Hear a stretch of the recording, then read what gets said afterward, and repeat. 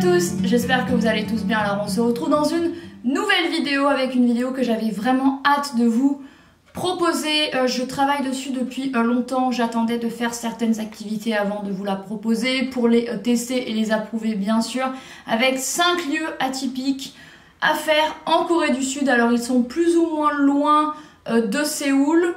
Il y en a 2 à Séoul et 3 dans d'autres villes, donc plus ou moins facile à faire. Ils sont tous accessibles en bus ou en métro, avec plus ou moins de temps à consacrer au transport pour y arriver. Mais c'est vraiment 5 lieux que je vous conseille vivement de visiter en Corée, que j'ai fait chacun une fois, et même un lieu où je suis allée 2 fois. Et 2 lieux où je suis allée 2 fois. Voilà, on va y arriver. Même un des lieux où je suis allée même 3 fois, je sais plus. Bref, alors on commence cette vidéo avec Yongmaland. Alors Yongmaland, c'est quoi? C'est un parc d'attractions abandonné situé à l'est de Séoul. Il y a un bus quasiment direct qui y va depuis Hongdae. Alors depuis ailleurs, il y a également 1 ou 2 bus, et du coup, si vous êtes plus à l'est, c'est plus près. Si vous êtes plus dans le sud, c'est plus loin, mais voilà. Et de Hongdae, je me souviens que c'est un bus où il y a genre 47 arrêts, ça durait 1 heure, 1 heure et quart. Mais c'est un bus, vous vous installez, vous arrivez direct. Alors, regardez bien sur le GPS où se trouve l'entrée. Quand vous mettez en fait votre trajet, ça va vous mettre par quel chemin rentrer. Parce que quand vous ne connaissez pas, en fait, le bus va vous arrêter à un arrêt de bus. Logique. Et là vous allez être dans un quartier un peu désert, il n'y a pas grand monde, et si vous prenez la mauvaise route, c'est un peu compliqué parce que l'endroit est quand même assez grand. Enfin c'est pas que c'est grand, mais bref, il y a plusieurs entrées, donc faites bien attention à l'entrée. Yongmaland, c'est quoi? C'est un parc d'attractions qui a été construit dans les années 80 mais qui n'a pas résisté à la crise, qui a fait faillite, et depuis 2011 il est ouvert au public. Vous payez 10 000 won pour entrer, et c'est vraiment un lieu avec un aspect très cinématographique, très esthétique. Quasiment tout a été laissé comme tel. Donc les attractions, il y a un carrousel, il y a une espèce de bateau pirate, il y a une espèce de petit train, les espèces de trucs qui tournent. Enfin, c'est assez difficile à expliquer, je vous laisserai l'article que j'ai réalisé sur mon blog en barre d'infos. J'ai pris un tas de photos, et c'est un lieu où je me suis rendue 2 fois. La première, ça devait être en octobre ou en novembre. Je vous conseille vivement d'y aller à l'automne. C'est génial, ni trop froid ni trop chaud, il faisait un temps parfait, et on n'était que mes 3 amis et moi et personne d'autre, parce que c'est un lieu encore assez méconnu. Et j'y suis retournée en avril avec ma cousine, et pour le coup il avait plu, donc c'était moins bien. Donc déjà je vous conseille d'y aller un jour où il fait beau. Si vous souhaitez prendre plein de photos et tout, ce sera vachement plus sympa. Il y a pas mal de choses qui ont été filmées à Yongmaland. Du coup vérifiez également sur le site si le lieu est ouvert, parce que si vous vous pointez et que c'est fermé, vous aurez bien la mort. Et c'est arrivé à une amie, donc c'est pas cool du tout. Il y a une scène de Week Class Hero avec Park Ji-hoon qui a été filmé là-bas. Il y a un TikTok du groupe The Rose qui a été filmé là-bas.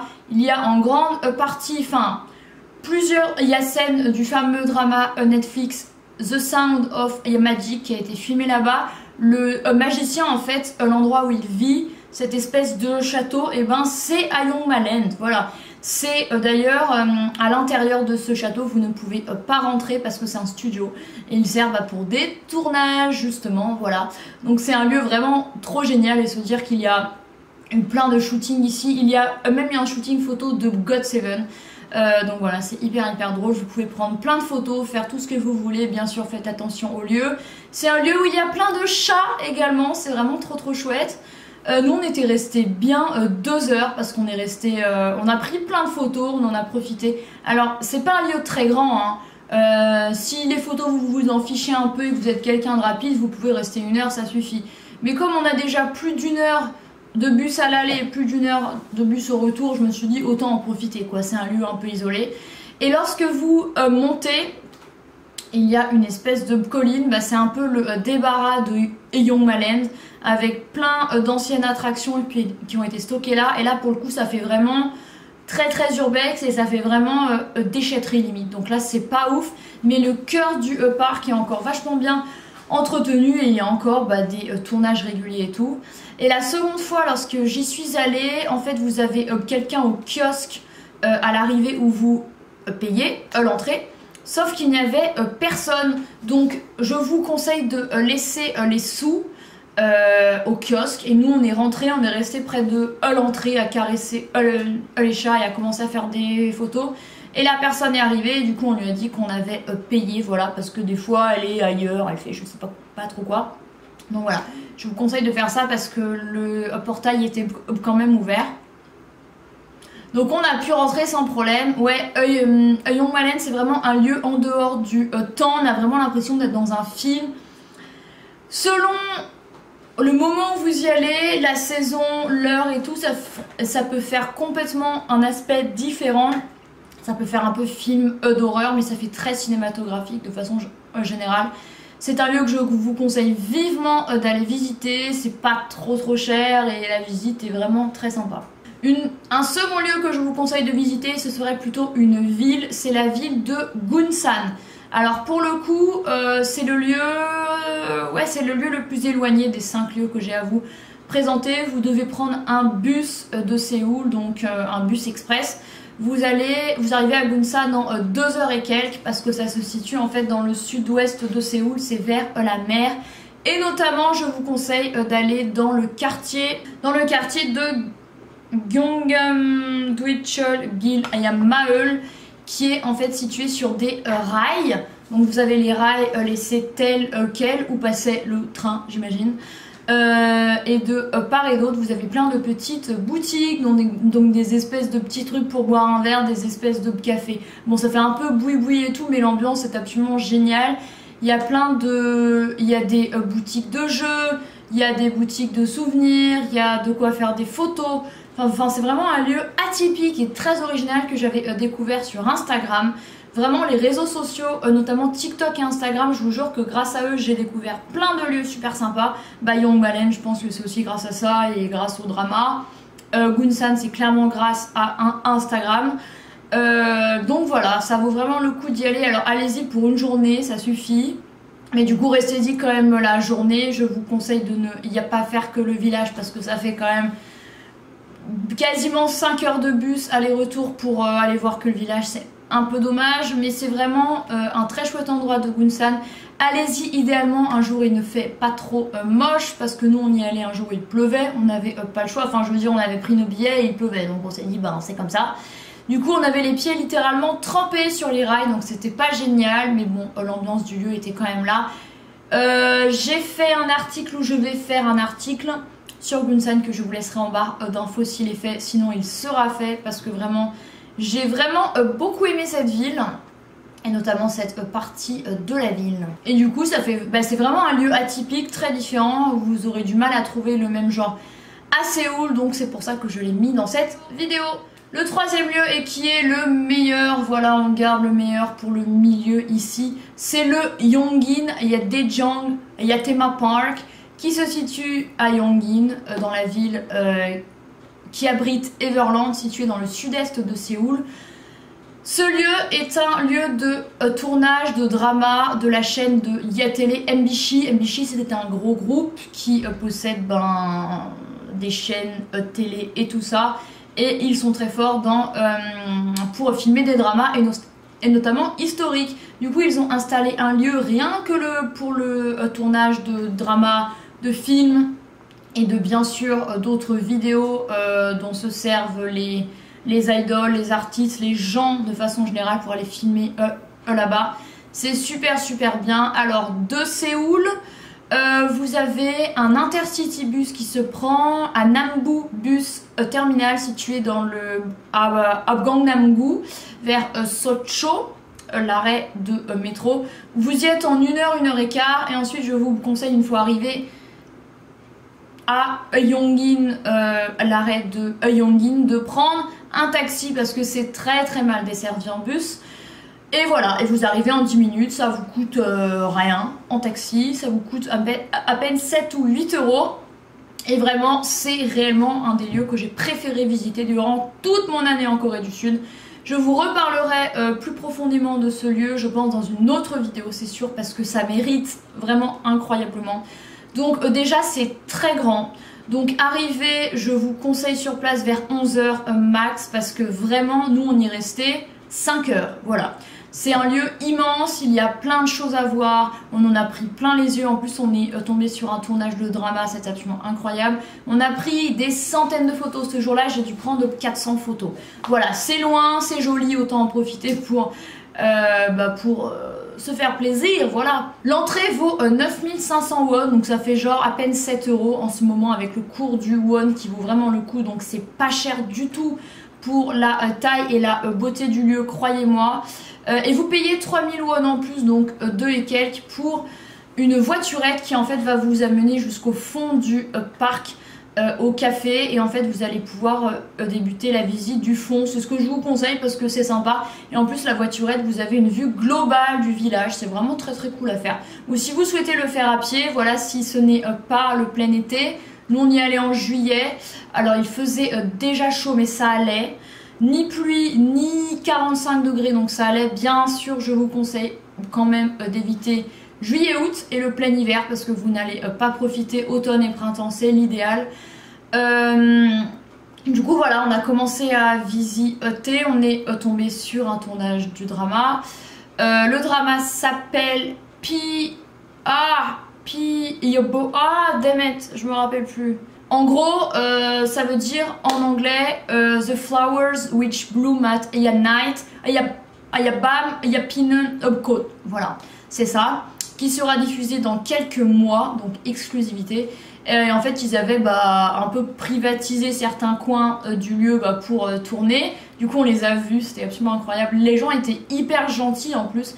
Ils nous ont salués et tout, c'était hyper marrant. Il n'y avait que très peu de monde qui visitait ce jour-ci, on devait être 10, enfin dans un lieu aussi grand, c'est ridicule.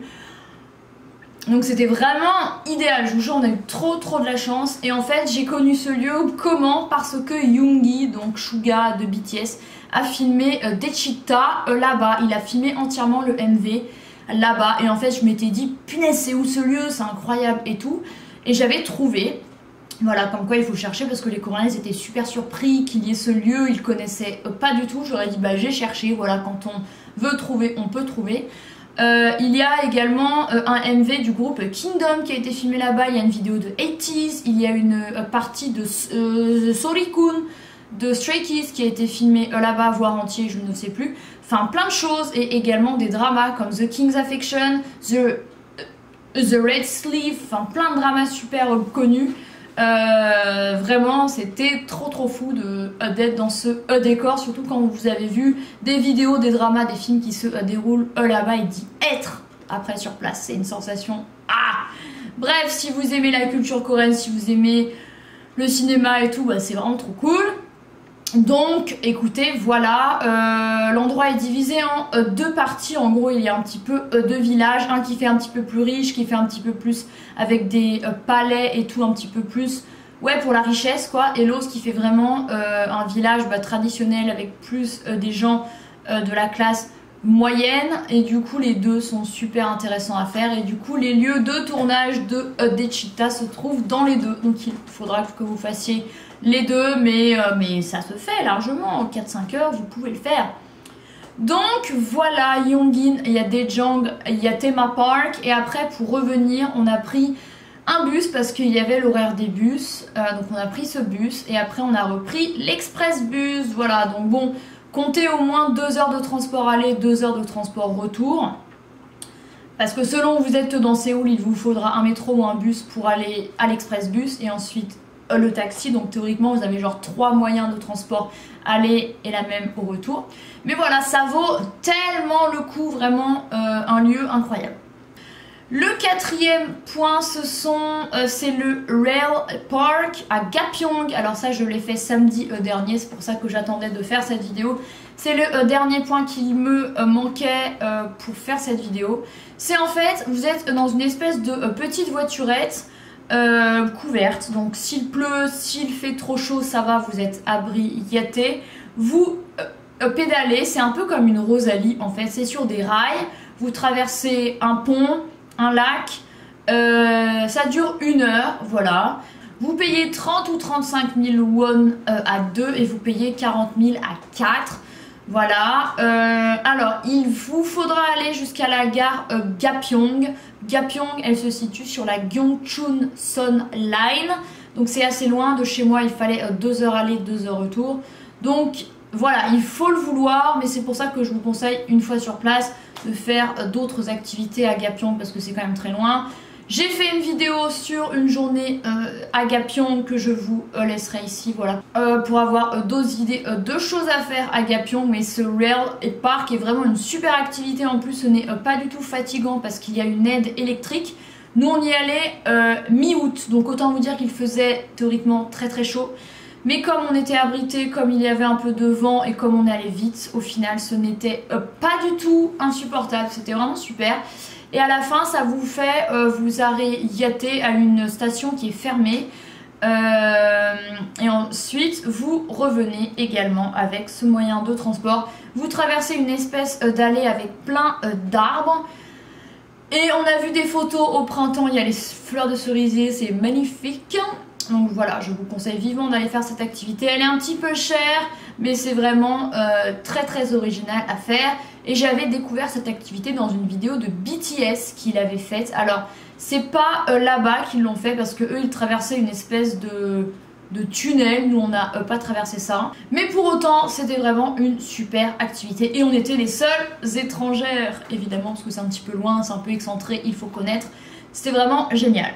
Et la dernière chose qui se situe à Séoul, c'est la plus proche, c'est le Eunpyeong Anok Village, alors qui est connu mais pas tant que ça non plus.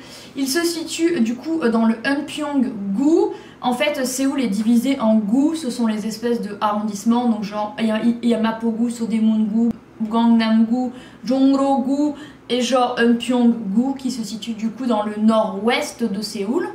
Et ils ont construit un Anok Village que j'avais pour la première fois découvert lorsque j'étais en Corée 3 mois. J'avais vu qu'en fait ils construisaient et je me suis dit, c'est bizarre, ça paraît très moderne, puis en plus ils le construisent quoi, ils ne reconstruisent pas, c'est neuf. Mais du coup c'est vraiment très joli, c'est assez facilement desservi, de chez moi c'est 2 bus, c'est à peine 1 heure donc ça va très bien. Vous avez des cafés bien sûr, vous avez un musée qui est assez sympa à faire mais une fois ça suffit. C'est genre le musée du Eunpyeong-gu. Donc genre c'est un musée assez historique.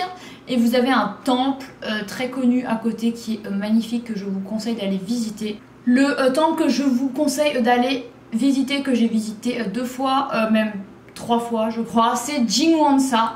Voilà, qui est situé juste à côté du Eunpyeong Anok Village. C'est vraiment la nature, il n'y a pas grand monde, il n'y a que quelques restaurants situés au nord. Et en fait j'avais fait ce chemin, en fait je m'étais arrêtée dans un temple plus au nord. Et ensuite j'avais marché, j'avais fait plusieurs autres temples dont Jingwon-sa et ensuite le Eunpyeong Anok Village. Donc c'est vraiment très facilement, vous y allez facilement. C'est vraiment très joli et c'est gratuit, voilà.